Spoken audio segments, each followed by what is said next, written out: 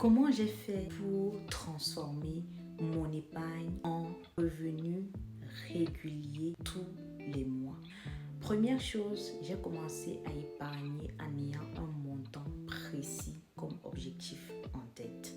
Si par exemple je voulais investir dans un bien immobilier et qu'il me fallait 10 000 euros, 15 000 euros, 15 000 euros était ma target et il fallait que je mette cette somme-là de côté, quitte à avoir des revenus complémentaires qu'il fallait que je crée. Donc, première chose, aie des objectifs chiffrés en tête, que ce soit clair pour toi et suis ces objectifs-là coûte que coûte. La deuxième chose que j'ai faite, c'est que j'ai appris à identifier des opportunités dans le domaine de l'immobilier. J'ai appris à trouver des biens rentables. J'ai appris à chercher des perles rares.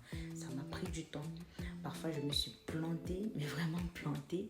Mais j'ai appris au fil du temps et c'est comme ça que j'ai commencé à avoir l'expérience pour pouvoir enchaîner l'achat des biens immobiliers. Troisième chose, j'ai eu de l'audace. J'ai commencé à me dire qu'il faut que j'atteigne un certain montant en termes de patrimoine immobilier parce que j'étais convaincue que je devais avoir besoin de ces ressources-là, de ces finances-là, de ces sources de revenus-là pour créer la vie que je voulais, pour commencer à travailler sur des choses qui faisaient sens pour moi en fait, pour être alignée avec ce que je voulais. Et donc j'ai commencé à mettre des stratégies en place pour pouvoir enchaîner l'achat des biens.